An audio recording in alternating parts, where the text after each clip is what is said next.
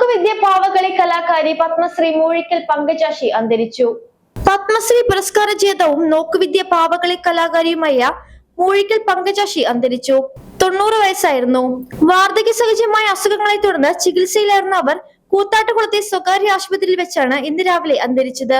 കോട്ടയം ജില്ലയിലെ മോനിപ്പള്ളി സ്വദേശിനിയാണ് മൂഴിക്കൽ പങ്കജാക്ഷി. പരമ്പരാഗത പാവകളി കലാരൂപത്തിന് നൽകിയ സംഭാവനകൾ പരിഗണിച്ച് 2020 രാജ്യം പത്മശ്രീ നൽകി ഇവരെ ആദരിച്ചത്. അന്ന് ശാരീരിക ബുദ്ധിമുട്ടുകൾ കാരണം ഡൽഹിയിലെത്തി പുരസ്കാരം വാങ്ങാൻ സാധിക്കാതിരുന്ന പങ്കജാക്ഷിക്ക് ജില്ലാ കളക്ടർ വീട്ടിലെത്തിയാണ് പുരസ്കാരം സമ്മാനിച്ചത്.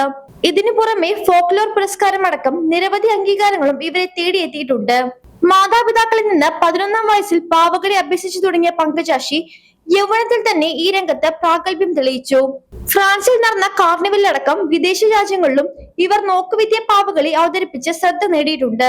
അപൂർവവും പരമ്പരാഗതവുമായി നോക്കുവിദ്യ പാവകളിയിലെ അവസാന കണ്ണികളിൽ ഒരാളായിരുന്നു മൂഴിക്കൽ പങ്കജാക്ഷി. വില്ലെടുക്കാമോ കുലയ്ക്കാമോ വലിക്കാമോ, വില്ലെടുക്കാമോ കുലയ്ക്കാമോ വലിക്കാമോ, രാജനന്ദന ബാലക രഘുവര രാജവിലോചന, രാജനന്ദന ബാലക രഘുവര രാജവിലോചന.